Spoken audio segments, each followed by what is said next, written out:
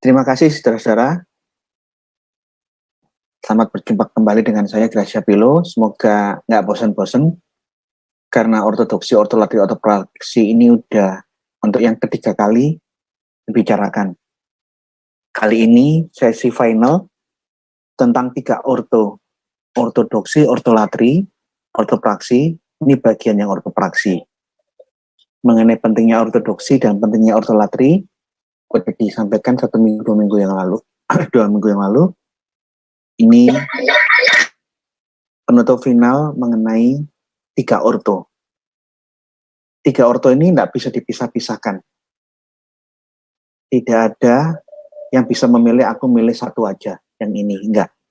3-3 ini satu kesatuan, tapi langkah pertama adalah ortodoksi. Kita harus tahu Allah yang benar, iman yang benar. Supaya nanti Allah yang benar, Roh Kudus yang benar, yang menuntun kita di dalam segala ibadah yang benar. Kalau kita sudah percaya, sudah tahu, mengenal Yesus yang sejati, Allah Tritunggal Maha Kudus yang sejati, nanti Allah yang benar akan menuntun kita di jalan yang benar, di dalam ibadah yang benar, dan akan mengubah pola tingkah laku kita, pola pikir kita, karakter kita. Ini secara garis besarnya begitu. Intinya, setelah kita melangkah di ortodoksi, langkah pertama dan bukan apa-apa, bukan segala-galanya, itu hanya langkah pertama. Kita melangkah yang kedua di dalam tuntunan Roh Kudus yang hanya bisa diutus kalau kita percaya Yesus. Dia akan menuntun kita di dalam segala kesalehan dan hidup kita menjadi hidup yang berbuah di dalam Roh. Singkatnya, garis besarnya, ortopraksi hanya bisa dikerjakan oleh Roh Kudus. Dan Roh Kudus itu hanya bisa diturunkan kepada kita kalau kita percaya Yesus. Karena jika Roh Kudus sudah turun menguasai tubuh, jiwa, dan roh kita, Roh Kudus yang benar, kita akan dikondisikan secara bertahap, tapi progresnya jelas. Kita akan meningkat ke arah yang hidup di dalam kebenaran, di dalam kesalehan, sampai kita menggenapi apa yang ditulis di dalam Galatia 5 ayat 22. Kita hidup di dalam kehidupan kita, orang akan melihat ada banyak buah roh. Buah roh yang akan orang lihat di dalam kita, kasih, sukacita, damai sejahtera, kesabaran, kemurahan, kebaikan, kesetiaan, dan seterusnya. Semua ini menunjukkan orang yang hidup di dalam roh, memiliki buah roh, dia saleh sempurna. Dia kudus sempurna. Yang bisa masuk ke dalam tataran buah roh Galatia 5 ini, tidak mungkin kekuatan manusia, kemampuan manusia pribadi, tidak mungkin. Wajib dituntun oleh roh. Tanpa Roh Kudus, kita tidak bisa melakukan ini semua. Jadi, hanya dengan hidup di dalam roh, Roh Kuduslah yang memampukan kita bisa melakukan ini semua yang disebut dengan buah roh. Dan jikalau kita sudah melakukan semua yang disebut sebagai buah roh, kita tanpa kita sadari, kita sudah menggenapi, menuntaskan semua tuntutan hukum Taurat. Hukum Taurat tidak pernah dibatalkan. Alkitab mengatakan di dalam hukum Taurat terkandung kebenaran. Hukum Taurat tidak pernah dibatalkan oleh siapapun. Yesus menggenapi hukum Taurat, bukan membatalkan. Segala macam aturan, larangan dosa, dan kekudusan hidup itu wajib dilakukan sampai hari ini. Tidak boleh murtad, tidak boleh menyembah batu hitam, tidak boleh menyembah patung sapi, patung apa. Kita hanya menyembah Allah. Tidak boleh kurang ajar sama orang tua, tidak boleh berzina, tidak boleh membunuh, mencuri, dan segala sesuatu yang diatur hukum Taurat itu masih berlaku sampai hari ini, dan barang siapa yang melanggarnya, Tuhan akan menuntut pertanggungan jawab. Hukum Taurat sudah batal, itu bukan aturan-aturan hukum Taurat yang batal, tetapi penebusan dosa di dalam aturan Tauratlah yang dulu menebus dosa dengan hewan-hewan korban, sudah digenapi di dalam Yesus. Bukan berarti setelah Yesus datang dan mengampuni dosa kita, bebas kita berzina, bebas kita menipu orang, bebas kita korupsi, bebas kita berbuat jahat, bebas kita melakukan kebejatan-kebejatan. Tidak seperti itu. Malah sebaliknya, kita di saat kita percaya Yesus, kita harus melakukan semua yang dituntut hukum Taurat. Dan itu mustahil kalau tanpa Roh Kudus. Lihat, ini sudah dibacakan kemarin, saya bacakan ulang, supaya penekanan ayat ini menjadi kuat dan terasa, karena sudah diulang 2 kali. Sebab apa yang tidak mungkin dilakukan hukum Taurat, karena tak berdaya oleh daging. Hukum Taurat mau tidak mau harus dilaksanakan. Kekudusan hidup, kesalehan hidup yang dituntut hukum Taurat, dan larangan-larangan dosa yang diatur hukum Taurat, mau tidak mau harus dilewati. Tapi kita tidak berdaya, tidak mungkin karena daging ini lemah. Apa yang ketidakmungkinan kita, hambatan kita, karena ketidakberdayaan kita, sudah dilakukan oleh Allah dengan mengutus anaknya sendiri di dalam daging. Mengutus firman-Nya turun dalam wujud daging, dalam wujud manusia, yang serupa dengan manusia, serupa dengan daging yang dikuasai dosa karena dosa. Ia telah menjatuhkan hukuman atas dosa itu di dalam daging. Supaya tuntutan hukum Taurat digenapi di dalam kita. Hukum Taurat harus digenapi di dalam kita. Wajib digenapi, tapi bukan dengan kekuatan kita. Tuhan Yesus sudah menebus kita, dan Tuhan Yesus memberikan Roh Kudus-Nya untuk membuat kita hidup di dalam kesalehan sempurna, supaya semua yang dituntut hukum Taurat bisa kita genapi, bukan dengan kekuatan kita. Teruskan, supaya tuntutan hukum Taurat, dilarang membunuh wajib kita lakukan, dilarang berzina, dilarang mengingini istri orang lain, harta orang lain, dilarang kurang ajar sama orang tua, hormatilah ayah ibumu, dilarang murtad atau keluar dari agama yang benar. Harus kita genapi supaya hukum Taurat digenapi di dalam kita, yang tidak hidup menurut daging, tetapi menurut Roh. Kita baru bisa melaksanakan ini semua di dalam Yesus yang memberikan Roh Kudus-Nya hidup dan berkuasa di dalam hidup kita. Kalau kita tidak terima Roh Kudus, dan saat menerima Roh Kudus adalah percaya kepada Yesus, Roh Kudus tidak akan mengendalikan pikiran, mulut, karakter, perilaku kita, sehingga kita bisa hidup kudus dan saleh di hadapan Tuhan menurut ukurannya Allah. Tanpa Roh Kudus, tidak mungkin, karena daging tidak pernah berdaya melaksanakan tuntutan hukum Taurat. Lanjut. Nah, bagaimana kita hidup dalam Roh? Sudah saya jelaskan tadi di depan secara singkat. Mau tidak mau kita harus dituntun oleh Roh Kudus. Tanpa Roh Kudus, tanpa memiliki Roh Kudus, bullshit. Omong kosong kalau ada orang yang bisa hidup di dalam Roh. Roh apa yang hidup di dalam kamu? Roh sesat, roh saksi Yehova, roh Mormon, roh kejawen, roh apa? Roh yang selain Allah, roh yang asing, roh yang najis, yang menguasai Anda. Apa mungkin roh-roh yang selain Allah bisa menuntun kita hidup di dalam kebenaran dan kekudusan? Tidak bisa. Roh Kuduslah yang memampukan. Dan syarat satu-satunya jalan, tidak ada jalan lain, hanya ada satu. Kita hanya bisa menerima Roh Kudus hanya dengan satu jalan, tidak ada dengan dua jalan. Yaitu wajib percaya Yesus, menerima pengorbanan Yesus di kayu salib. Di saat itu Yesus akan memberikan Roh Kudus-Nya untuk membantu kita yang belum mati untuk hidup dikuasai oleh Roh Kudus, hidup oleh Roh, sehingga kita hidup, berjalan, bergaul, bertingkah laku di dalam segala kebenaran. Nah, bagaimana perilaku yang benar Roh Kudus ini bekerja di dalam ibadah kita akan ulang sedikit lagi.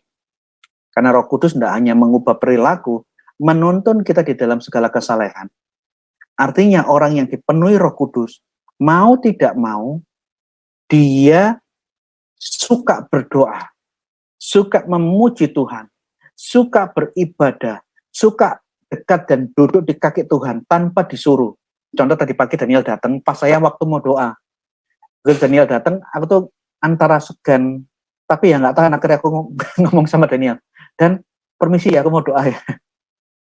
Jadi antara sungkan kepingin ngusir orang, dia datang dengan bawa banyak buah-buahan, ada apa manisa-manisa karena dia tahu saya hipertensi, dia bawa manisa dari kebun, saya senang sekali, dan apa yang dia bawa tadi sudah dimasak menjadi jangan bening, apa sup bening lah. Tapi karena dia ngomong agak lama, saya ini ngeliat jam terus, aduh aku belum sholat yang jam yang kedua, jam 9. Akhirnya ngusir tanda kutip. Dan sorry ya, aku mau doa. Karena sudah ada rasa warning dalam hati, ini tak waktunya untuk masuk kamar, duduk dan diam di hadapan Tuhan. Roh Kudus hanya bisa keluar dari Bapa, diutus Bapa, di dalam nama Yesus. Di dalam nama genderuwo tidak mungkin, di dalam nama Wewe Gombel tidak mungkin, di dalam nama ilah-ilah penyesat tidak mungkin Roh Kudus Allah bisa turun, hadir dan menguasai kita. Tapi roh kenajisan, roh genderuwo lah, roh Wewe Gombel, roh penyesat-penyesat itulah yang masuk menguasai orang-orang yang tidak mengenal ortodoksi, mengenal Allah yang benar. Jadi kita wajib percaya dengan Yesus. Karena Yesus yang benarlah, Yesus yang sejati, yang akan mengutus Roh Kudus membantu kita yang masih hidup. Jadi, kalau ada aliran sesat lain, saya sekarang juga satu grup dengan Zulkifli Abbas. Dia dengan mungkin kepingin mengolok-olok kita bahwa kekristenan itu ada banyak aliran. Dia kasihkan postingan potongan film tentang ucapannya Pendeta Wanes Haritan untuk membenturkan dengan Tritunggal di dalam WhatsApp ini hari ini kami ketawa. Ajaran yang anti Tritunggal itu minus, miskin, secara persentase itu minoritas. Saksi Yehova, Unitarianisme, Wanes, akhirnya Yosua Tewu, bahwa Allah itu pernah kekurangan. Allah itu pernah tidak punya firman, Allah memperlengkapi dirinya, dia bertumbuh, berkembang menjadi lebih baik dengan cara menciptakan firman-Nya. Kalau versinya Saksi Yehova dan Unitarian, firman Allah itu diciptakan di luar diri Allah, wujudnya adalah malaikat. Ini ajarannya Saksi Yehova yang anti Tritunggal dan Unitarian. Kalau Yosua Tewu, dia mengkritik Saksi Yehova bahwa firman Allah, Yesus itu bukan ciptaan di luar Allah. Jadi Allah membentuk suatu ciptaan di dalam dirinya. Ini menarik nih. Allah diperlengkapi dengan ciptaan. Jadi Allah menciptakan makhluk di dalam dirinya supaya dia menjadi sempurna. Saya ketawa, saya bilang, kamu menggunakan ini untuk membenturkan dengan Kristen. Secara presentasi, dia itu minoritas. Secara akidah, ajarannya sangat kacau dan menggelikan. Masa Allah pernah punya tidak firman? Pernah tidak punya firman, dan dia harus memperlengkapi dirinya yang cacat, yang kekurangan, supaya dia menjadi lebih sempurna. Ini menggelikan sekali. Saya ngomong sama Zulkifli Abbas. Ortodok, Katolik, mayoritas Protestan kelompok Injili, dan mayoritas Pentakosta karismatik, semua mainstream hampir 95% lebih percaya Tritunggal. Yang tidak percaya Tritunggal ya Yosua Tewu cuma 5.000 orang, Siapa? Saksi Yehova, Unitarian, Oneness. Itu kalau di persentase tidak sampai 2%. Minor sekali. Bagaimana dengan Islam? Saya balik lagi. Antara ilmu kalam yang diimani orang mayoritas bertentangan dengan Salafi. Akidah kalian juga menjadi kacau. Yang betul yang mana? Nah, begitu saya membalikkan diskusi tentang bahwa seluruh gereja Tuhan satu kata, satu iman, percaya Tritunggal. Bagaimana dengan Muslim? Lah di dalam WhatsApp itu ada orang Muslim lain, ustadz lain lah yang tidak percaya ilmu kalam, kelompok Salafi lah, berantem lah sudah. Intinya saya katakan, kalau kita percaya kepada Allah yang cacat, Allah yang perlu memperbaiki dirinya sendiri, sehingga dia harus menciptakan firman karena dia cacat sebelum ini menjadi sempurna, maka roh sesat, roh cacat inilah yang menguasai siapapun yang mengimaninya. Dan saya yakin itu bukan Roh Kudus. Semua tutur kata, kelakuan yang kelihatan di depan umum publik, itu hanyalah drama. Itu hanyalah seperti postingan Instagram, postingan di medsos. Itu semua drama, kamuflase, itu hanya make up dan topeng. Kamu buka topengnya, kamu tahu dalamnya, itu penuh dengan kenajisan. Karena tidak mungkin sesuatu yang palsu bisa menuntun di dalam kebenaran. Itu suatu kepastian. Setelah percaya Yesus, dia harus dibaptis untuk pengampunan dosa, baru dia terima Roh Kudus. Tanpa ortodoksi seperti ini, sudahlah. Tidak mungkin ada yang ibadah yang benar bisa memimpin ke dalam kebenaran ibadah dan perilaku yang benar. Yang ada itu adalah kamuflase dan diplomasi. Openg semua kebohongan. Nah, fungsi Roh Kudus, dia mengingatkan semua apa yang sudah diajarkan Yesus. Artinya kita harus belajar supaya apa yang kita pelajari, yang kita baca, bisa keluar dan mengingatkan kita. Kalau nggak pernah belajar, tidak punya kerendahan hati untuk mau diajar di dalam ajaran yang benar, hati-hati. Hati-hati. Dan orang yang tidak mau diajar ini ya cenderung ya ajaran-ajarannya menyimpang itu.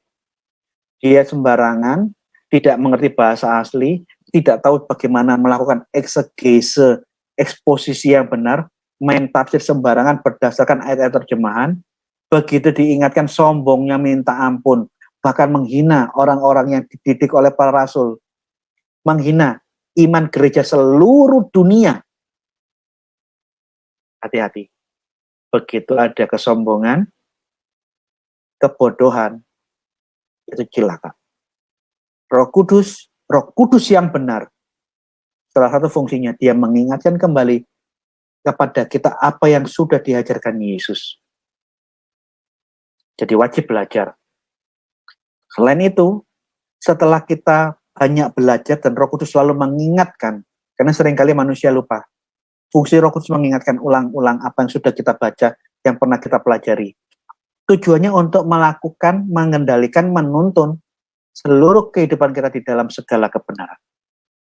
Apabila ia datang, yaitu roh kebenaran, Roh Kudus, ia salah satu fungsi lainnya, dia memimpin kita yang percaya kepada Yesus, yang menerima Roh Kudus, untuk dituntun ke seluruh kebenaran. Jadi, ini bahaya. Kalau salah tafsir, seluruh kebenaran itu bukan ke seluruh hal yang enak, enggak. Yesus tidak berkata Roh Kudus datang memenuhi kita, bukan memimpin kita kepada hal-hal yang nikmat secara daging, enggak. Tetapi di dalam seluruh kebenaran dan tidak ada hubungannya dengan materi. Sebab Roh Kudus tidak akan berkata-kata dari dirinya sendiri, tetapi segala sesuatu yang didengarnya itulah yang akan dikatakannya, dan ia tidak memberitakan kepadamu, dan ia akan memberitakan kepadamu hal-hal yang akan datang. Selain itu, Roh Kudus memimpin kita, mengkondisikan kita, mengendalikan mengendalikan diri kita di dalam kehidupan yang saleh. Jadi kalau orang sudah percaya dan dekat sama Tuhan, ini otomatis dia dikondisikan oleh Roh Kudus sehingga karakter yang lama itu hilang, kehidupan yang lama hilang, kita memiliki hidup yang baru, hidup di dalam Roh Kudus, hidup di dalam kebenaran dan kesalehan. Yaitu orang-orang yang dipilihnya sesuai dengan rencana Allah, Bapa kita, dan yang dikuduskan oleh Roh. Kita dituntun, dikondisikan masuk dalam pengudusan hanya oleh Roh Kudus. Bukan hanya, salah satunya oleh Roh Kudus. Cara hidup, cara mengkuduskan hidup bukan hanya Roh Kudus, tapi salah satunya fungsi Roh Kudus menguduskan kita. Supaya pengudusan ini, pengkondisian oleh Roh Kudus ini menuntun kita untuk taat kepada Yesus Kristus dan menerima percikan darahnya. Kiranya kasih karunia dan damai sejahtera makin melimpah atas kamu. Ini salah satu fungsi Roh Kudus yang lain. Di saat kita dituntun di dalam kekudusan, maka tuntutan hukum Taurat tergenapi di dalam kita. Tanpa kita sadari, dan bukan dengan kemampuan kita sendiri, kita sudah melaksanakan semua yang diatur hukum Taurat. Bukan dengan kemampuan sendiri, dengan upaya sendiri, kita hidup kudus dan saleh di hadapan Tuhan. Kenapa? Roh Kudus yang bekerja di dalam kita, yang membuat kita berubah. Tanpa Roh Kudus mustahil ada yang bisa hidup menggenapi hukum Taurat. Tapi orang yang dekat dengan Tuhan, yang menyatu terus dengan Tuhan, tutur katanya lembut, manis, kudus. Dia penuh kasih. Dia jijik, dia lihat dosa dulu, senang, bahkan berlomba-lomba. Saya akui dulu saya berdosa, dan saya berlomba-lomba di dalam dosa dan kejahatan. Semakin tinggi kualitas kejahatan dan dosa yang saya lakukan, semakin orang takut sama saya, dan saya membanggakan diri karena ditakuti orang. Tetapi setelah Tuhan ubah hidup saya mengalami proses pelan-pelan, satu persatu kedagingan saya dipotong, dibuang. Saya mengalami proses yang jujur saya katakan tidak enak dan menyakitkan. Tetapi pengudusan yang Roh Kudus kondisikan dari gracia yang lama yang gelap sampai hari ini, itu dia Roh Kudus lakukan tahapan demi tahapan. Dan sampai hari ini pun saya masih belum mencapai kesempurnaan. Tetapi yang saya akui, kalau saya lihat saya 10 tahun yang lalu, progres hidup saya yang sampai hari ini berbeda banget. Teman-teman saya kuliah, teman-teman SMA saya yang kenal saya, teman-teman SMP saya yang tahu kelakuan saya, kiranya mereka bisa menjadi saksi seperti apa kelakuan saya dulu di dalam dosa dengan kelakuan saya yang saat ini yang mereka lihat di YouTube. Mereka bisa memberikan kesaksian jujur tentang saya. Ingat ya, jadi salah satu fungsi Roh Kudus menuntun kita untuk hidup kudus supaya semua hukum Taurat bisa kita lakukan, kita lewati bukan dengan kekuatan kita. Ya, hukum Taurat itu mengandung kebenaran. Coba kita baca Roma 2:20. Pendidik orang bodoh dan pengajar orang yang belum dewasa. Karena dalam hukum Taurat, engkau memiliki kegenapan segala kepandaian dan kebenaran. Hukum Taurat, firman Allah, itu punya kuasa memberikan hikmat, pengetahuan, dan kebenaran. Dan kebenaran ini hanya bisa berjalan kalau dituntun oleh Roh Kudus. Tanpa terima Roh Kudus ataupun terima Roh Kudus siapapun, semua harus melakukan hukum Taurat. Kristen, tidak Kristen, percaya Yesus, tidak percaya Yesus, tidak boleh membunuh, tidak boleh berzina, tidak boleh menginginkan istri orang lain, tidak boleh menyembah berhala, tidak boleh menyembah yang selain Allah yang benar. Semua yang diatur hukum Taurat itu berlaku general untuk siapapun. Kristen atau non-Kristen, Yahudi atau non-Yahudi. Bedanya, yang percaya Yesus diberi bantuan Roh Kudus menuntun kita untuk bisa hidup kudus seperti yang diminta hukum Taurat.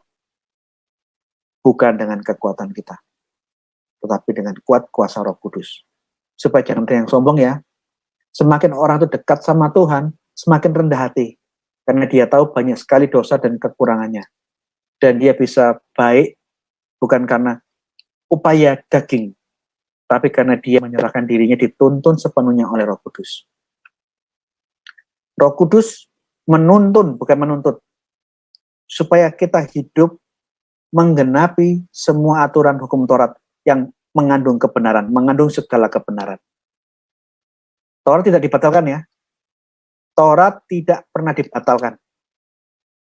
Semua aturan-aturan dosa dan larangan-larangan kekejian, kenajisan berlaku sampai hari ini. Bahkan untuk itulah kita akan mempertanggungjawabkan di hadapan Tuhan nanti di akhirat. Di tata pengadilan Kristus, semua manusia, Kristen tidak Kristen, akan diadili, dilihat kelakuannya, kesalehan atau kenajisan hidupannya di hadapan Yesus.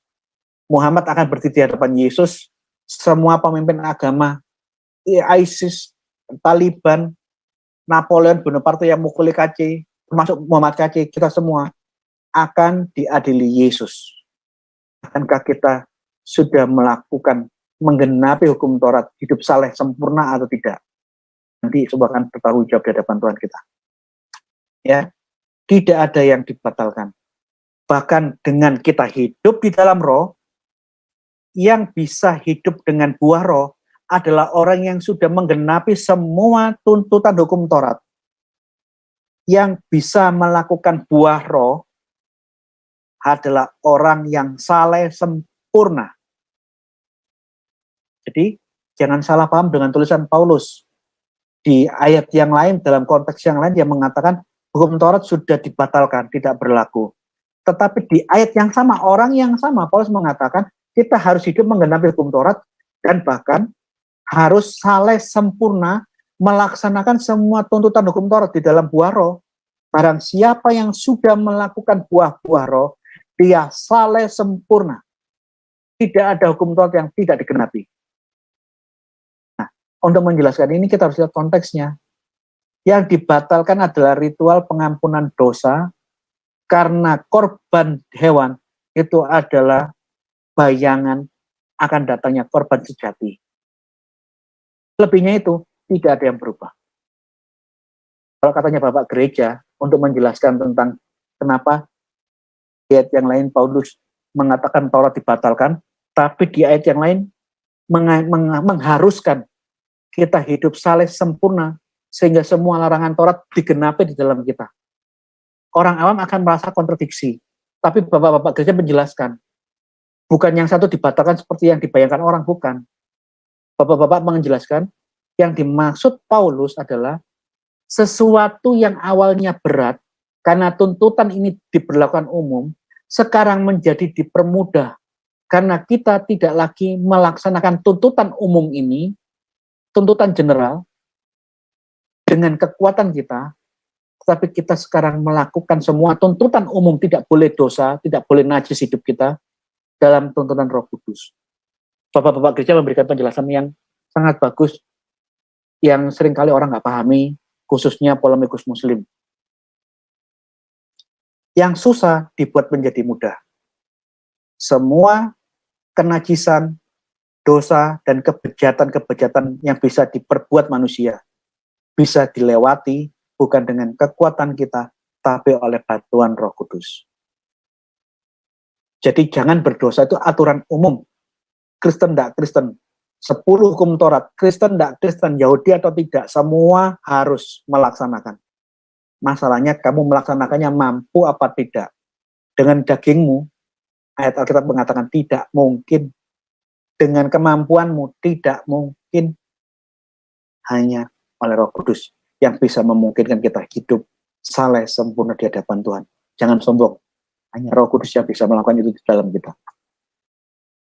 Jadi, yang pertama, setelah kita mengerti kebenaran, Roh Kudus yang mendorong kita untuk suka dan dekat dengan Tuhan, suka mempelajari firman Tuhan. Segala tulisan yang diilhamkan Roh Allah bermanfaat untuk mengajar, untuk menyatakan kesalahan, untuk memperbaiki kelakuan, dan untuk mendidik orang-orang di dalam kebenaran.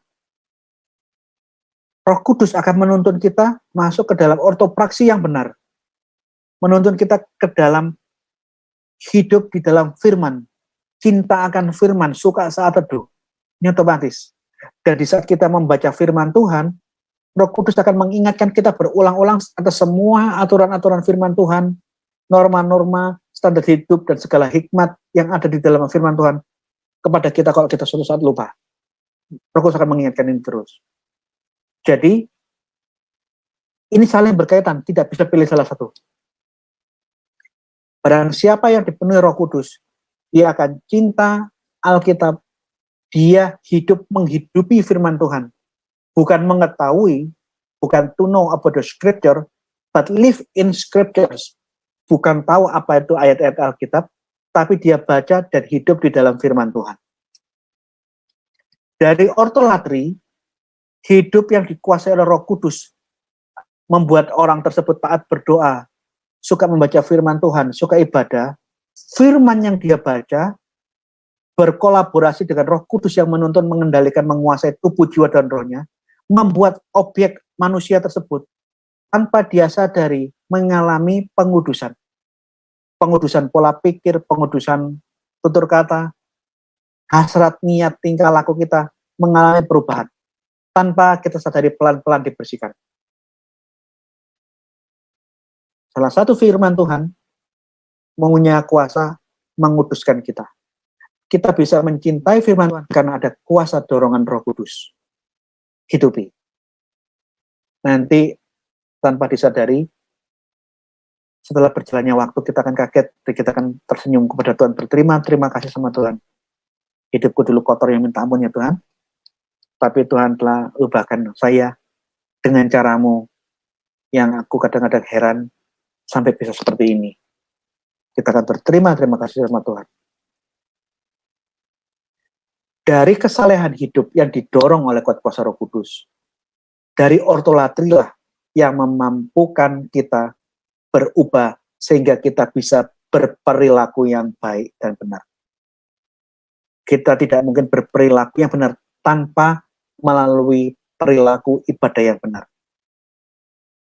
Di saat orang itu dekat dengan Tuhan, membaca firman Tuhan dengan tekun, berdoa, berpuasa, suka menyanyi memuji Tuhan, hati, pikiran, otaknya dikuasai dengan firman kekudusan. Inilah yang akan merubah, mendorong langkah ketiga. Tanpa disadari, perlahan-lahan kita menjadi risih dan jijik dengan dosa.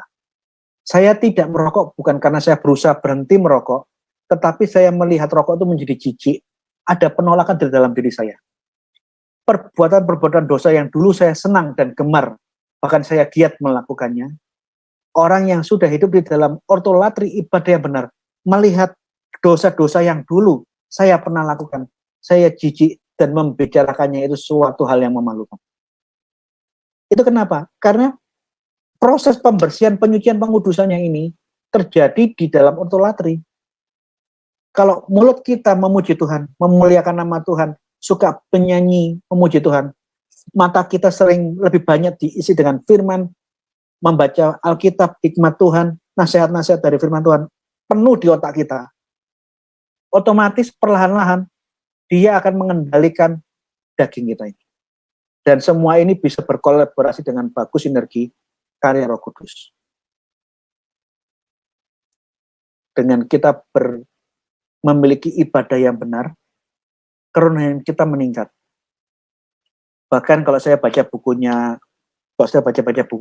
kisah-kisah para santo, orang-orang kudus, para orang-orang kudus yang hidup membiara atau yang disebut dengan Father of the Desert, pertapa-pertapa bapak-bapak padang gurun. Di dalam buku-buku yang saya baca tentang mereka, perilaku kehidupan mereka, orang yang suka beribadah, sampai dikatakan mereka kadang-kadang orang-orang pilihan ini hidup di dalam kondisi beyond the human nature. Dia hidup melebihi kodrat alamiah manusia. Kalau kita baca kisahnya orang-orang yang suka beribadah, suka berdoa, berpuasa, suka baca firman, hidup di dalam melayani Tuhan dan sesama dengan sungguh-sungguh, perilakunya itu bisa sampai dikatakan dia memiliki kemampuan kodrat yang melebihi manusia alami. Itu banyak sekali kisah-kisah tentang kehidupan orang-orang kudus yang disebut dengan bapak-bapak pada gurun, Father of the Desert. Contoh ya, Simon the Stylite. Kisah hidupnya ini dicatat di dalam sejarah Kristen dan sejarah orang-orang Muslim. Sejarah Muslim mencatat bahwa orang Simon the Stylite, Simon ini orang kudus yang tinggal bertahun-tahun, puluhan tahun di atas tiang batu. Dia jarang sekali turun. Dia hanya makan beberapa kacang per hari, biji. Bertahun-tahun. Sampai orang tuh heran. Kok bisa kamu hidup hanya dengan makan kacang ini? Dia memiliki, masuk di dalam fase bahwa tubuhnya ini sudah melampaui kodrat manusia alamiah. Dengan minum air sedikit, per hari hanya makan beberapa gelintir kacang, dia bertahan hidup puluhan tahun. Bahkan orang-orang Arab Badui yang punya masalah atau sedang melintas di daerah situ, datang minta berdoa, mendengarkan khotbahnya dia dari bawah pilar. Jadi pilar, dia tinggal di pilar di atas, dan dia berkhotbah, berdoa setiap hari kepada siapapun yang datang yang mau mendengarkan khotbahnya dia dan minta tolong. Hidupnya sudah melampaui normalnya manusia. Maria Koptik, ini mantan pezina, mantan pelacur. Dia, orang Mesir, Maria Koptik ini, mau punya keinginan, kepingin lihat berziarah ke Yerusalem, kepingin lihat makamnya Yesus itu seperti apa. Karena dia tidak punya uang, dia tidak kurang akal, dia menawarkan dirinya ikut rombongan. Sehingga dia menyediakan dirinya untuk disetubui oleh pemimpin rombongan yang pergi dari Mesir ke Yerusalem, supaya dia dikasih makan terus selama perjalanan sampai ke Yerusalem untuk melihat berziarah ke kuburnya Yesus. Begitu sampai Yerusalem, Maria ini mau masuk ke kuburnya Yesus. Tiba-tiba dia terlempar dari depan pintu. Dia kaget. Dia masuk lagi, dia terlempar lagi. Kayak ada sesuatu yang mendorong dia. Terus ada suara, Maria, kamu tidak layak masuk ke sini. Dosamu terlalu banyak, tidak layak melihat kuburnya Yesus. Dia nangis sedih. Aku berupaya sedemikian rupa sampai aku jual diriku kepada pemimpin rombongan karavan dari Mesir sampai ke Yerusalem. Ternyata aku ditolak malaikat sampai diterlempar 3 kali. Terus dia sambil menangis, dia tanya, kalau begitu bagaimana caranya supaya aku bisa layak? Kamu pergi ke padang gurun, ratapi dosa-dosamu, menyesal. Sejak saat itu dia pergi meninggalkan Yerusalem ke padang gurun. Seumur hidup sampai mati, dia tinggal di padang gurun, hanya berdoa minta ampun dosa-dosanya, dan mendoakan yang lain. Sampai suatu saat ada uskup, saya lupa uskup siapa itu, yang melintasi daerah itu, dia lari. Begitu dia lari, dikejar sama uskup. Maria berteriak, jangan mendekat, aku perempuan dan aku telanjang. Loh, kenapa kamu telanjang?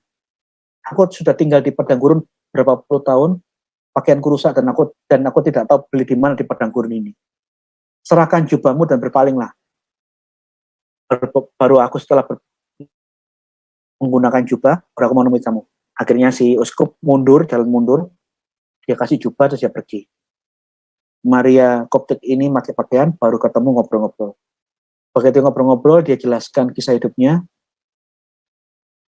sama sang uskup.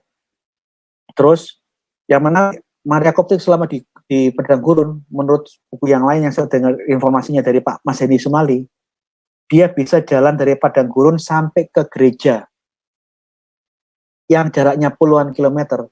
Dia jalannya santai, tapi itu orang yang lihat dia jalan menuju gereja untuk mengikuti perjamuan kudus, waktu itu masih pakaiannya masih ada, masih belum hancur. Dia bisa jalan itu kayak terbang. Jadi orang-orang yang hidupnya hanya dengan doa, berpuasa, hidup suci, hidup kudus, diisi oleh firman Tuhan, dalam catatan-catatan para kudus, orang-orang yang kayak begini itu sudah seringkali hidupnya itu masuk dalam fase yang di atas kodrat manusia pada umumnya. Dan banyak orang-orang kudus, orang-orang berdosa. Contohnya Moses the Black. Musa si hitam itu orang Ethiopia. Dia pemimpin perampok tinggi besar, dia pembunuh, dia suka begal, menghadang di padang gurun, karavan-karavan pedagang-pedagang yang lewat. Begitu dia merampok, dia menghabiskan rampokannya dengan berzina. Sampai dia datang mau merampok biara. Begitu dia mau merampok biara, disuruh masuk. Disuruh geledah biara, kalau ada yang berharga ambilin. Begitu dia geledah dengan pasukannya, tidak ada apa-apa di biara itu. Terus dia tanya, loh kenapa kamu tinggal di sini dalam kondisi miskin seperti ini? Kami di sini memang tidak menginginkan apa-apa. Kami hidup di dalam standar yang minim, asalkan kami hidup, kami hanya ingin beribadah, berdoa, dan melayani Tuhan. Singkat cerita, dia tertarik dengan pola hidup yang drastis. Dia perampok, bunuh orang, rampas orang, dan menghabiskan uangnya dengan berzina. Sekarang aku lihat ada orang yang meninggalkan keduniawian, hidup di dalam standar hidup yang sangat-sangat minim, tapi mereka kok bersuka cita. Singkat cerita, Moses the Black minta tolong dia diajari tentang apa itu kekristenan. Pada waktu fase-fase awal dia belajar kekristenan, dia pernah satu hari 21 dia bolak-balik, karena pikirannya ini selalu membayangkan perjinan-perjinan yang sering dia lakukan. Biarawan yang membimbing dia mengatakan begini, setiap kali pikiran najis itu muncul di pikiranmu, datanglah kemari. Saya akan berdoa dan berdiskusi dengan kamu. Satu hari, 21 dia bolak-balik dari tempatnya tinggal di padang gurun, sampai ke biara 21 kali bolak-balik. Singkat cerita, orang yang jahat, bengis, Moses the Black, orang Ethiopia ini, bisa menjadi biarawan, percaya Yesus, bahkan dia akhirnya mati syahid, dibunuh demi nama Yesus. Ortolatri mengubah perilaku orang-orang yang berdosa seperti saya ini, diarahkan ke terangnya yang ajaib, step by step. Ya, yang menarik, ada suatu warning dari Mother Teresa, semakin kita mendekatkan diri ke Tuhan, hidup kudus, memperbanyak baca firman Tuhan, memperbanyak jam doa, memperbanyak kita melayani sesama di dalam Tuhan. Baca. The devil very often comes as an angel of light. Iblis sangat sering datang seakan-akan seperti malaikat terang. He tried to bluff Jesus with beautiful. Dia berusaha untuk bluffing, menceritakan Yesus yang bohong dengan kalimat-kalimat yang indah. Penyesat. Because the closer you try to come to Jesus, semakin kita lebih dekat berusaha mendekat kepada Yesus, the more he is after you. Semakin dia membuntuti Anda. Ini warningnya Mother Teresa. Barang siapa yang sudah hidup meningkat di tahapan kedua ortolatri, dekat dengan Tuhan, ibadah dengan Tuhan, melayani Tuhan, hati-hati. Setan semakin dekat di belakang kita. Jadi semakin kita dekat dengan Tuhan, semakin dibuntutin sama setan. Hati-hati.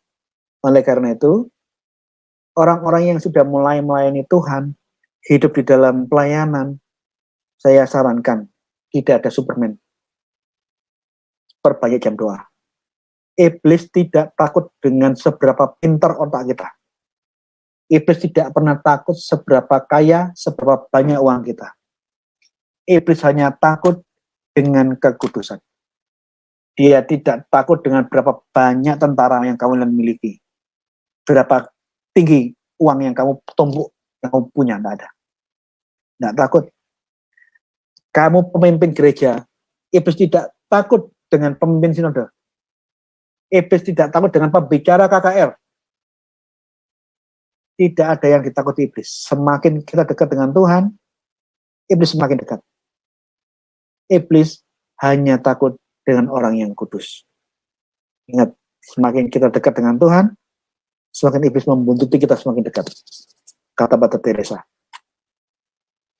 Jadi ortodoksi ini akan sangat terkait dengan ortolatri. Termasuk ini. Di saat kita semakin dekat dengan ortodoksi, kita akan dipimpin ke dalam ibadah yang benar. Karakter kita semakin kasih. Khususnya kasusnya MKC.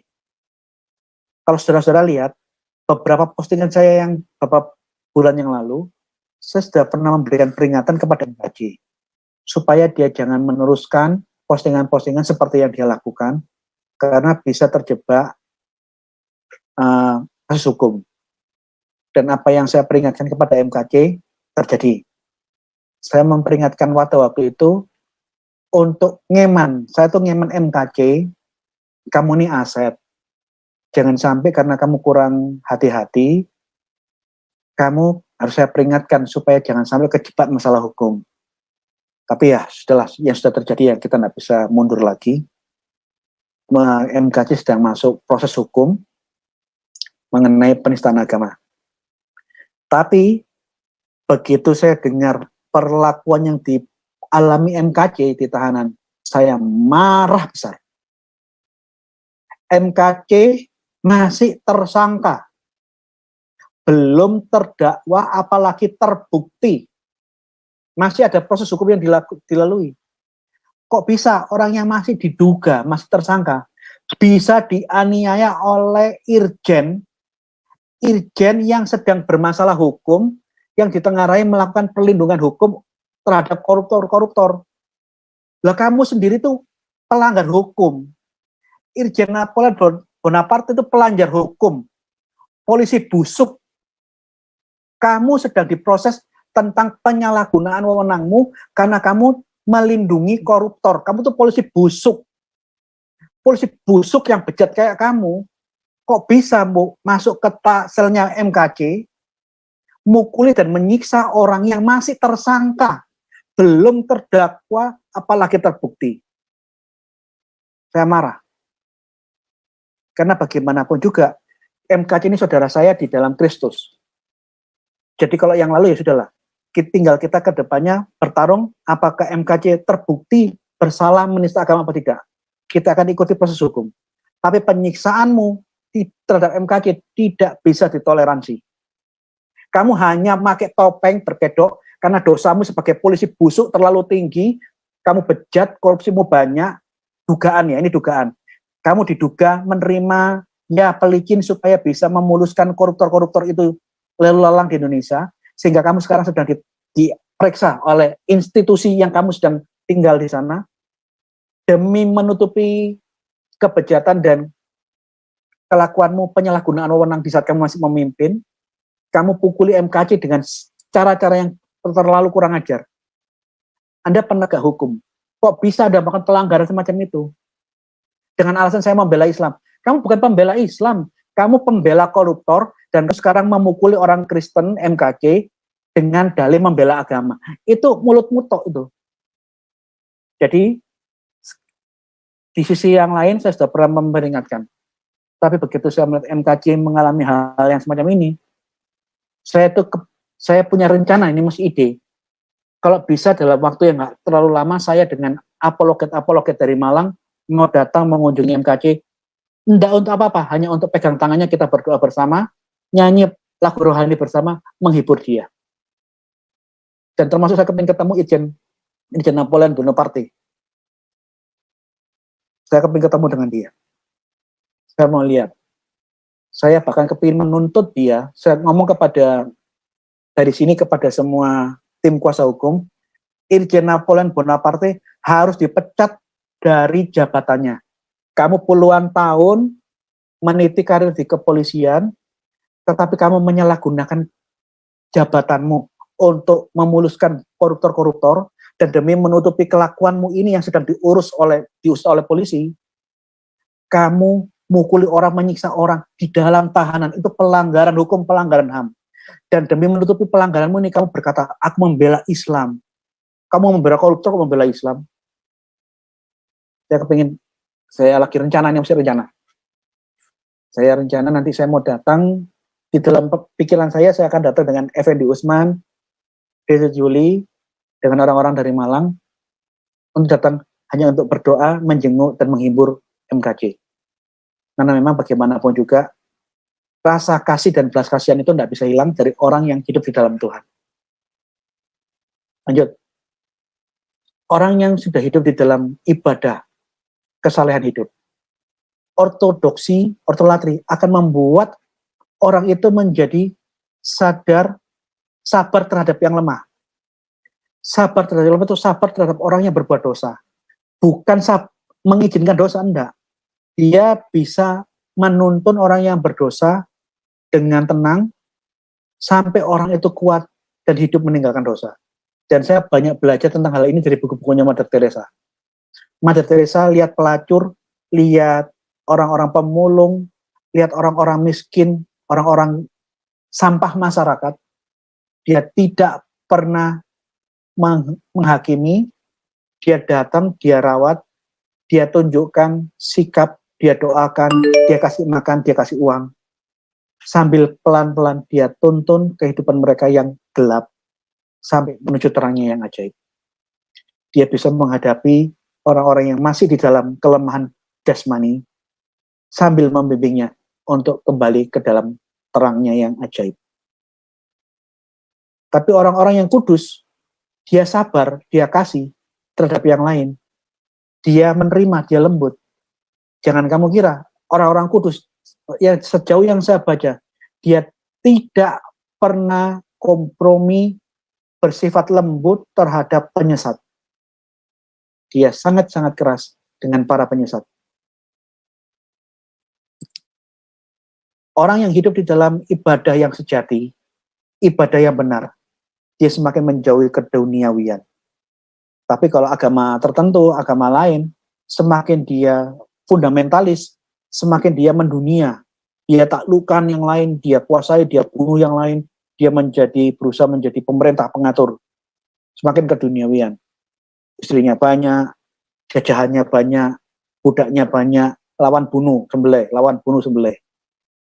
Tapi orang Kristen, semakin dia hidup mengenal ortodoksi, dikuntun oleh Roh Kudus, hidup di dalam ibadah yang benar, semakin menjauhi keduniawian. Dia jijik terhadap dosa, semakin kepingin dekat dengan Tuhan.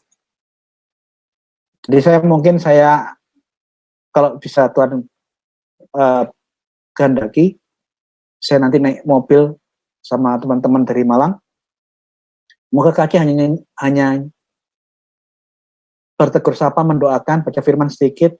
Paling saya kepingin nyanyi, I have decided to follow Jesus, no turning back, no turning back. Hanya menguatkan, tidak perlu lagi saya memberi nasihat untuk apa.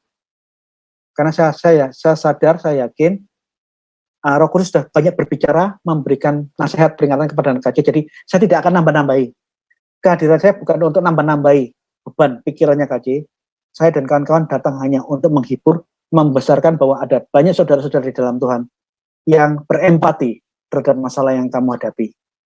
Dan Tuhan akan kasih perlindungan dan penghiburan yang melampaui segala akal buat kamu dan keluarga. Saya cuma menyanyi, I have decided to follow Jesus. Ini lagu yang dinyanyikan oleh martir yang sedang menanti kematian di India. Ini lagu dari abad ke-5, lagu orang Kristen. Di saat ada orang India bertobat, percaya Yesus, dia diancam mati kalau tidak kembali nyembah dewa. Dia tidak mau. Pada waktu dia dibawa oleh raja India waktu itu, dan mau dieksekusi, dia menyanyikan lagu ini. I have decided to follow Jesus. Dan lagu yang dia nyanyikan dari abad-abad yang lalu itu, lestari dan masih dinyanyikan di gereja sampai hari ini. Ini lagu yang berabad-abad. Lagu yang diciptakan oleh para martir yang sedang menghadapi kemartirannya di India. Ini lagu lama sekali. Asal-usulnya lagu ini ciptaannya orang yang sedang menuju ke mati syahid di India. Dan orang yang sudah hidup di dalam ibadah yang benar, perilakunya diubah oleh Roh Kudus menjadi hidup yang berbuah di dalam roh. Tutur kata, pikirannya, hatinya melekat kepada Tuhan, mengasihi Tuhan, mengasihi sesama. dia punya mentalitas martir. Hidup bagiku adalah Kristus. Hidup, kalau aku hidup kudus, menjadi berkat buat yang lain, menguatkan yang lain, menolong yang lain. Tapi mati bagiku adalah keuntungan. Orang yang menghidupi ortodoksi, ortolatri, ortopraksi, tidak ada yang pernah takut jadi martir. Coba ada. Nih, saya kasihkan sedikit film sebelum saya tutup. Who were the men? 21 martir di Libya. Orang-orang Kristen di Timur Tengah terbiasa mendengar kisah para martir, bagaimana orang-orang kudus mempertahankan imannya sampai detik tetesan darah terakhir. Mereka sudah terbiasa. Sehingga pada waktu setelah terjadi penyembelihan, pemenggalan 21 orang Kristen di Libya oleh ISIS, keluarganya diwawancarai. Mereka semua bangga. Aku tahu ini menyedihkan karena terjadi di dalam keluargaku, suamiku dibunuh. Tetapi aku bangga. Suamiku tetap percaya Yesus dan mau menumpahkan darahnya dibunuh oleh ISIS tanpa menyangkal iman. Kami semua bangga. Karena aku pun akan melakukan seperti yang dilakukan suamiku kalau aku ada di dalam posisinya dia. Orang yang hidup di dalam ortodoksi, ortolatri, dan ortopraksi, tidak ada lagi mental pecundang. Semua akan masuk dalam mentalitas martir tanpa disuruh. Sekali Yesus tetap Yesus. I have decided to follow Jesus, no turning back. Jadi kita lihat ini. In orange. In a carefully choreographed propaganda video released in February 2015, ISIS militants behead 21 orange-clad Christian men on a Libyan beach. In the West, daily reports of new atrocities may have displaced the memory of this event, but not in the world from which the murdered came. Now, discover their story in a claim yang ditonton oleh laskar-laskar ISIS, datang dengan tenang, dengan senyum, dengan santai, menanti kepalanya disembelih oleh pedangnya, belatinya para ISIS. Yang satu, hidup bagiku adalah Kristus, mati adalah keuntungan. Bagi pembunuh, aku membunuh orang-orang ini demi berbakti untuk Allahku. Coba lihat. Jadi di dalam rekaman film ini, ada dua hal yang kontras yang kita bisa lihat. Sebaliknya, pihak yang dibunuhi, istri-istrinya diwawancarai. Aku bangga dengan yang dilakukan suamiku. Dia tidak meninggalkan iman dan sampai meneteskan darah yang terakhir. Aku akan melakukan hal yang sama kalau aku ada di dalam posisi seperti suamiku. Jadi kita teruskan filmnya. Literary writer Martin Mosbach's new book, The 21, A Journey into the Land of Coptic Martyrs. Mosbach travels to the Egyptian village of Ela Ur to meet their families and better understand the faith and culture that shapes such semuanya orang conviction. Kristen, bukan orang Muslim. Karena kalau Anda pergi ke Timur Tengah, di desa Kristen, desa Islam, semua pakaiannya sama ya, karena memang jilbab dan pakaiannya orang Timur Tengah ya seperti itu. Jadi kalau sekarang ada yang pakai jilbab itu merasa lebih rohani, lebih beragama. Di Mesir itu ya semua orang yang pakai itu, apapun agamanya, itu memang pakaian adatnya sana. Ya kita dengarkan lagi. Finds himself welcomed into simple concrete homes through which swallows dart. Portraits of Jesus and Mary hang on the walls, along with rough-hewn shrines to now famous loved ones. شايفاه ماري جردس العصر القديم هم اللي جددوه. احنا كنا ما نسمع عن الافلام بتاع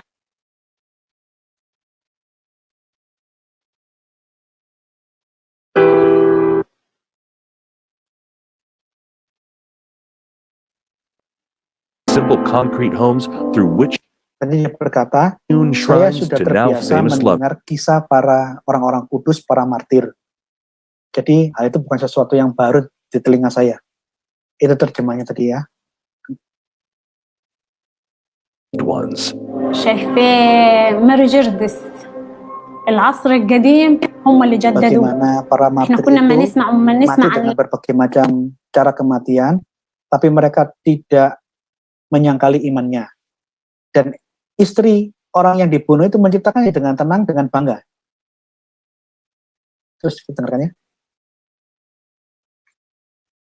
الافلام بتاع الشهداء الوقت احنا بقينا عايشين فيها وانا فخوره حاجه فخر وانا فخوره بكل شخص مسيحي مش جوزي بس فخوره بكل شخص مسيحي Dulu saya ما mendengar ينكرش kisah-kisah الدين tentang para martir di masa يعلن lalu. ايمان Sekarang kita menyaksikan kisah itu di zaman sekarang. Tapi saya bangga karena suamiku, anggota keluargaku lah yang sekarang menjadi martir demi nama Yesus. I'm proud of every single Christian around the world. Saya bangga.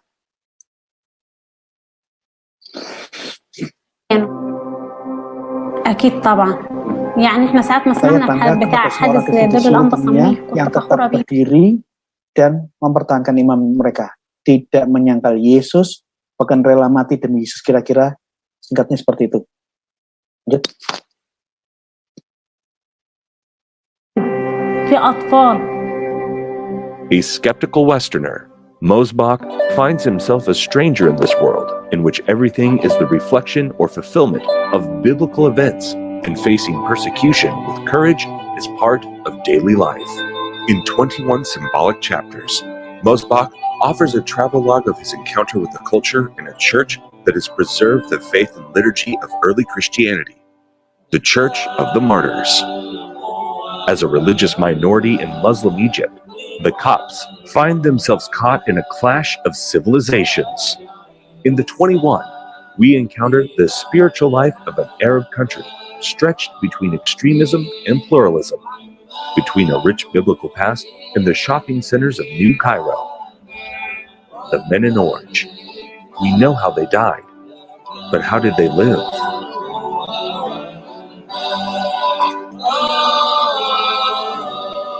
Ya, terakhir. Jadi, semua harus diawali dengan ajaran rasuli. Ajaran rasuli tidak hanya ngomong tentang doktrin iman, Allah yang benar, enggak. Ajaran rasuli itu menyeluruh. Baik iman yang benar, Allah yang benar, yang akan menuntun kita di dalam segala kekurangan kita, sampai kita bisa hidup di dalam ibadah yang benar, di dalam kekudusan. Dan di saat kita dituntun sepenuhnya oleh Roh Kudus di dalam segala kesalehan dan kebenaran hidup, hidup kita, karakter kita, perilaku kita berbuah-buah karena kita hidup di dalam Roh. Tanpa Roh Kudus tidak mungkin kita bisa berperilaku yang benar. Ortodoksi, ortolatri, ortopraksi itu satu paket, tidak bisa pilih salah satu. Pilih salah satu, sesat, masuk neraka. Ini satu paket. Yang mana di dalam satu paket ini, langkah pertama ortodoksi, langkah berikutnya ortolatri, baru dari ortolatri itu yang akan membuat kita hidup di dalam perilaku hidup yang benar. Ini satu paket, tidak bisa pilih salah satu. Ya, tidak mungkin hanya ortodoksi. Aku nyembah Allah yang palsu. Aku yakin Allah yang palsu bisa menuntun aku di dalam segala kesalahan hidup, ibadah yang benar. Mustahil. Aku tidak mau punya Allah, aku tidak percaya Allah, tapi saya mau hidup di dalam segala kesalahan, ibadah yang benar. Mustahil. Saya mau hidup yang benar, perilaku yang benar, tidak menyakiti sesama, hidup yang selalu menjadi berkat buat yang lain. Tapi aku tidak percaya Tuhan, aku percaya kepada Allah atau ilah-ilah yang palsu, aku mau ibadah yang sesat. Mustahil. Pilih salah satu, sesat masuk neraka. Orang Kristen harus semuanya. Dengan langkah pertama ortodoksi, baru langkah kedua ortolatri, langkah terakhir ortopraksi. Terima kasih, Tuhan memberkati. Terima kasih Pak Gracia. Sesi pengajaran hari ini sangat mencerahkan. Baik teman-teman, sebelum memasuki sesi tanya jawab, seperti biasa kami ingatkan jangan lupa BPJS-nya. Artinya berkati pelayanan kami dengan jempol dan subscribe-nya. Tentunya pada channel Inyo Manis, channel Pak Gracia Pelo ya, dan channel-channel yang ikut merelay sesi pengajaran malam hari ini dengan live. Di antaranya ada Jcom Channel, L2GLG, Scott Orang Indonesia, Piong 77, Pavel 88 Channel, Burake 77, dan juga masih banyak direlay oleh channel-channel pengajaran Kristen yang lainnya. Pesan kami, jangan pernah berhenti belajar, rendahkan hati kita, dan jangan sombong rohani. Terutama jangan sia-siakan kepercayaan yang Tuhan berikan kepada kita. Kita semua bisa mengambil bagian sebagai pemberita sukacita dan buahnya hanya dari Roh Kudus, jadi jangan ada yang menyombongkan diri. Untuk itu, kami juga mengingatkan jangan istirahatkan jari-jari Anda untuk repost, resend, atau mungkin mentranslate ke bahasa lain, dan kirimkan ke orang-orang yang membutuhkan pengajaran kekristenan agar semuanya juga terberkati seperti kita di sini. Oke, selanjutnya, bagi yang berkenan untuk bergabung dengan kami bisa di aplikasi Telegram di t.me garing Keluarga Iman Rasuli atau di aplikasi link lynk.id garing Keluarga Iman Rasuli. Satu aplikasi untuk semua. Dan pada aplikasi link tersebut, teman-teman juga bisa menonton ulang dari sesi pertama sampai sesi yang terakhir ya, dari kursus teologi Murtadin dan Mualaf oleh Pak Gracia Pelo yang seperti hari ini kita saksikan sesi ke-24. Jadi dari sesi pertama sampai hari ini lengkap ada di sana. Oke, terima kasih semua. Stay tune di Keluarga Iman Rasuli untuk mengikuti pengajaran-pengajaran kekristenan yang lainnya. Sekarang kita memasuki sesi selanjutnya. Silakan dibacakan pertanyaan yang sudah masuk oleh Bro Scott. Terima kasih Pak. Tapi sebelumnya saya mau tanya apakah Pak Gracia mau minum dulu karena ada beberapa pertanyaan di sini supaya ini ya, supaya juga karena Pak Gracia sudah berbicara lebih 1 jam. Nanti kalau sudah siap kita Boleh mulai. aku tak minum dulu ya. Ya Pak.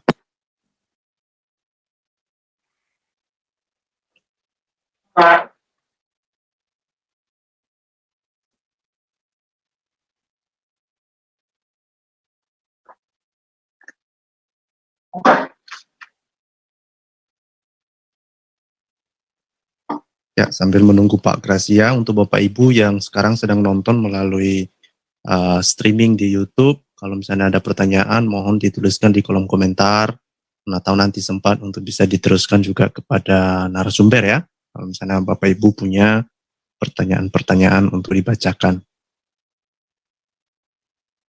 Dan sekali lagi untuk sambil menunggu Pak Gracia Pelo, kami mengundang Bapak Ibu yang tertarik untuk bergabung dengan Keluarga Iman Rasuli, mohon untuk mengecek link yang sudah kami bagikan ada di kolom deskripsi juga di masing-masing video. Di situ Bapak Ibu bisa bergabung melalui link Telegram, dan kita juga ada program-program belajar lainnya ya. Bahkan kita juga bekerjasama dengan salah satu STT untuk mungkin Bapak Ibu ada yang tertarik mau kuliah lebih serius ya. Bapak Ibu bisa memanfaatkan semuanya itu.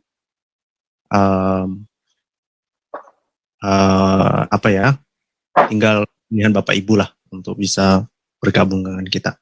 Pak Gracia Pelo sudah bergabung dengan kita. Bagaimana Pak? Sudah bisa kita mulai? Ya, silakan. Baik, terima kasih Pak. Ini ada beberapa pertanyaan. Ini ada pertanyaan dari Pak Akung. Pak Akung, izin tanya Pak Gracia, bagaimana hubungan antara anugerah keselamatan dengan masa penghakiman nantinya? Terima kasih Pak. Ini anugerah keselamatan itu bagi yang percaya Yesus. Dan di saat kita percaya Yesus, apakah kita langsung mati? Apakah setelah kita percaya Yesus, ditebus oleh darah Yesus, apakah kita langsung mati? Kalau kita langsung mati ya puji Tuhan, langsung masih jaminan. Seperti the last minute orang yang di sebelah kanan Yesus. Seumur hidup bejat dan berbuat dosa, sehingga dia mendapat hukuman yang setimpal dengan hukuman mati. Tetapi di the last minute, dia menyesal, dia memohon pengampunan dan bertobat. Sekalipun the last minute, kalau dia bertobat dengan sungguh-sungguh, dia diterima Yesus dan dia langsung mati. Maka Yesus berkata, hari ini aku berkata kepadamu, kamu akan bersama-sama dengan aku di Firdaus. Hari ini, kamu akan bersama-sama dengan aku di Firdaus. Di saat kita hidup, percaya terima Yesus, apakah kita di saat kita hidup di dalam dunia ini, kita tidak berbuat dosa? Ini yang kadang-kadang saya ingin tanya. Ada enggak pemimpin hamba Tuhan, ketua sinode, yang mengatakan sejak saya menjadi pendeta dan ketua sinode, saya maksum, saya terbebas dari semua dosa? Ada yang berani jamin? Nah, kita masih hidup di dalam daging, masih dalam kelemahan, masih memungkinkan kita berbuat dosa. Oleh karena itu kita harus terus minta ampun dan minta dituntun Roh Kudus menguasai kita, mengendalikan kita untuk mengarahkan perilaku, ibadah, pikiran, hati, perasaan, tubuh, jiwa, dan roh kita di dalam segala kebenaran dan kekudusan. Jadi, kalau kita masih hidup, tidak langsung percaya Yesus dan kemudian langsung mati, kita harus melakukan ortodoksi, ortolatri, dan ortopraksi di dalam tuntunan Roh Kudus. Karena hanya orang yang melakukan kehendak Bapa yang masuk surga. Tidak hanya yang percaya, Yesus, aku percaya kamu Tuhan. Aku sudah buat banyak mujizat demi namaku. Yesus bilang apa? Di saat itu aku akan berterus terang, aku tidak mengenal kamu. Ingat? Ya, kira-kira seperti itu aja ya. Terima kasih. Terima kasih Pak Gracia. Pertanyaan selanjutnya dari Pak Revi. Salam Pak Gracia, tadi kan Pak Gracia bilang kalau masa lalu Pak Gracia juga hidup melakukan dosa. Nah, momen apa yang membuat Pak Gracia sungguh-sungguh ikut Tuhan, hidup dengan benar sesuai dengan tuntunan Roh Kudus?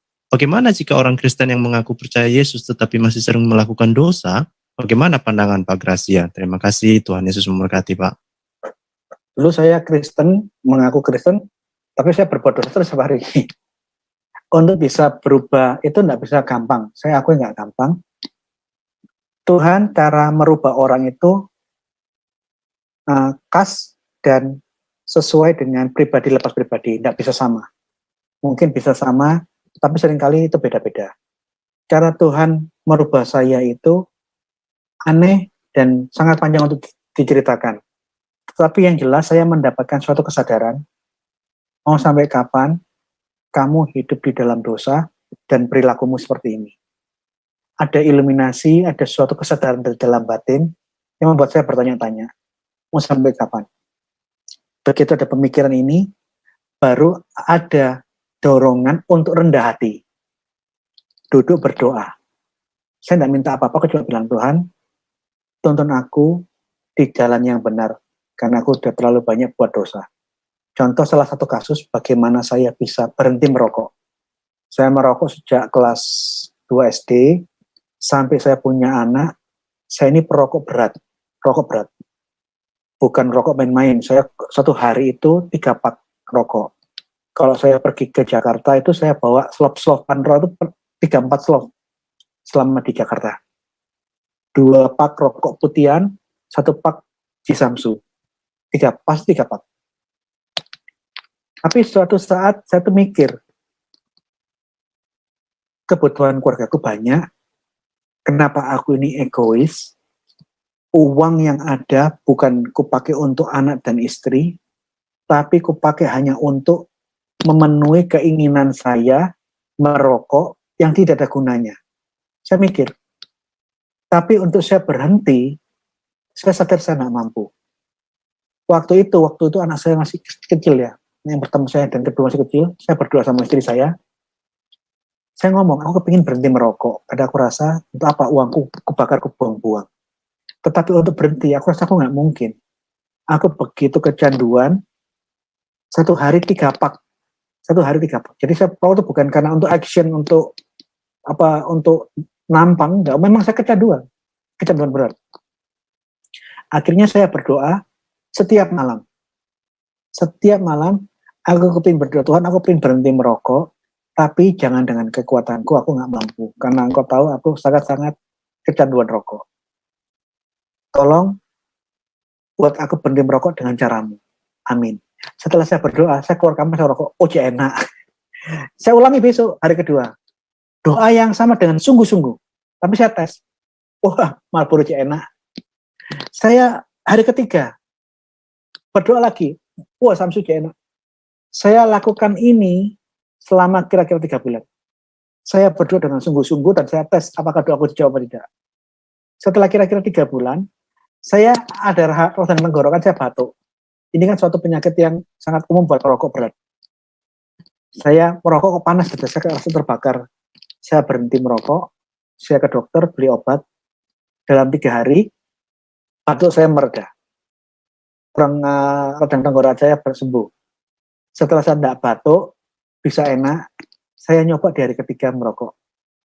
Begitu saya bakar, saya isep, asap rokok masuk di dada saya ini membuat saya mual, pusing, seperti SMP waktu saya pertama kali belajar merokok. Saya kok mual, saya mukok-mukok, rasanya tidak enak sekali. Terus saya heran, loh, kok seperti ini? Aku perokok berat. Aku berkali-kali tidak terhitung sakit batuk. Kok bisa aku merokok kali ini mual dan muntah? Beberapa jam kemudian saya coba lagi, saya mual muntah. Begitu saya mual muntah, saya ingat doa aku dijawab. Rokok yang saya pesan beli, saya remet-remet, saya buang. Terima kasih Tuhan kau dengar doaku. Sejak hari itu, saya datang ke kantor, saya mengerjakan tugas-tugas kantor. Semua mata memandang saya sampai terakhir, sampai pemimpin redaksi saya waktu itu kerja di wartawan. Pemimpin redaksi saya itu maki-maki saya, maki-maki dalam guyon, dalam orang Jawa itu kalau kangen, akrab, guyon tuh pasti maki. Dia maki dalam bahasa Surabaya dengan logat Surabaya. Jancuk raimunyo. Tak tontok mau isu. Saya lihat kamu dari pagi sampai sekarang. Sekalipun mataku memandangmu, tetapi pikiranku tetap tidak yakin. Kok bisa kamu tidak menyentuh satu batang rokok pun? Dia bilang jancuk raimu. Dia maki saya dalam bentuk kaget dan exciting. Kamu ada apa? Ya nggak tahu. Aku memang sedang tidak kepingin merokok. Bahkan kalau aku megang rokok, aku mual dan mual. Nggak tahan. Sejak saat itu saya berhenti merokok. Setiap kali saya mau coba kepingin merokok, tidak bisa. Ada rasa mual dan mual dan nek di dalam saya. Ini yang saya bilang. Kalau kita berdoa dengan jujur ya, saya bukan ngetes Tuhan, bukan main-main lah, enggak. Kita datang dengan apa adanya, tidak minta kekayaan dan tidak ada keinginan tamak. Aku cuma ingin diubah menjadi lebih baik. Aku ingin bertobat, tapi aku ini terlalu kotor Tuhan. Angkatkan aku, ubah aku. Doa untuk ke arah hidup yang lebih baik dalam kejujuran, Tuhan pasti dengar. Tidak mungkin Tuhan tidak dengar orang kalau kepingin bertobat, tidak mungkin. Hanya masalahnya di saat Tuhan mulai pegang tangan kita dan tarik kita untuk hidup di dalam kebenaran. Kita mau nggak melakukan seperti yang kita doakan? Begitu kita ditarik Tuhan. Ini pun ada prosesnya naik turun. Yang jelas, progresnya selalu ke arah yang lebih baik. Jadi kalau ada orang yang masih berbuat dosa, saya bisa tahu, wajar, tapi jangan berhenti. Pegang terus firman Tuhan, minta tuntun Roh Kudus. Perlahan atau pasti kita akan dibiasakan hidup di dalam kebenaran sampai kita menjadi risih dan jijik dengan dosa yang dulu kita senangi. Kira-kira begitu. Itu proses. Tidak langsung suatu kejadian sehari tidur besok pagi bangun langsung berubah. Tidak ada sulapan, tidak ada sulapan. Semua proses. Saya ingat omongannya Pak Jeffrey itu bagus. Hidup Kristen harus hidup yang bertanggung jawab. Bukan setelah kita percaya Yesus kita dosa di dalam dosa berperilaku dosa seenak-enaknya, enggak. Itu hidup yang tidak bertanggung jawab di dalam Yesus, di dalam kekristenan. Kita harus hidup di dalam kehidupan Kristen yang bertanggung jawab. Sekali lagi, itu hanya bisa oleh Roh Kudus. Terima kasih. Terima kasih Pak, kesaksian yang sungguh luar biasa. Dan di sini sebetulnya ada banyak pertanyaan-pertanyaan ya. Dan jadi batasi aja lah, jangan semuanya. Ya, dan saya mau berharap tambahkan sedikit sebagai tambahan. Saya kok ketemu orang yang merokok, saya tidak langsung menjustifikasi. Itu dosa, kutuk, enggak. Cara saya menghadapi orang-orang yang masih lemah secara daging, masih terikat dengan hal itu agak beda. Saya tidak melihat dengan kacamata puritan. Karena apa? Saya dulu pernah seperti itu kok. Cara pandang saya dan cara ketemu orang-orang yang masih merokok, terikat dengan hal-hal semacam itu bisa lebih tenang, lebih bijaksana, sambil pelan-pelan mengarahkan mereka untuk keluar dari dosa-dosa yang dilakukan. Tidak seperti orang-orang yang puritan, najis, setan, wah. Kayak orang merokok itu lebih suci, lebih bejat dari orang-orang pezina, ya enggak lah. Ada kesabaran dan hikmat untuk bisa membimbing, menerima kelemahan manusia. Thank you. Terima kasih Pak. Sungguh kesaksian yang luar biasa ya. Karena banyaknya pertanyaan, saya berharap Bapak Ibu yang pertanyaannya belum bisa ditanyakan hari ini, saya mengajak ya, kalau masih belum bergabung, silakan bergabung dengan keluarga Iman Rasuli supaya kita bisa langsung berkomunikasi juga dengan Pak Gracia supaya kita terus dibimbing juga ya. Dan kemudian saya akan bacakan satu atau dua pertanyaan lagi yang berhubungan dengan topik kita malam ini. Ini pertanyaan dari Pak Ferry. Apakah ada kemungkinan Roh Kudus keluar atau tidak bekerja lagi dalam diri orang percaya dengan mengingat beberapa bagian Alkitab ini? 1 Tesalonika pasal 5 ayat 19, padamkan roh. Efesus 4 ayat 30, menunggalkan Roh Kudus. Ibrani 10 ayat 29, menghina roh. Mohon pencerahan Pak. Terima kasih. Hati-hati dengan kalimat-kalimat yang menggambarkan aktivitas keilahian. Roh Kudus mahadir, kita tidak bisa menghindar dari Allah dan Roh Kudus. Roh Kudus ada di mana-mana.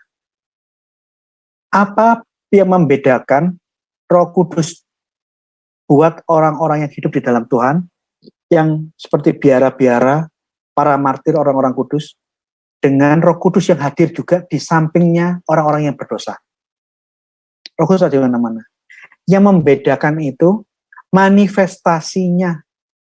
Roh Kudus sangat lembut dan sopan. Kalau kita minta tolong untuk hidup lebih baik, dia akan tolong. Kalau kita tolak, dia akan ingatkan kita.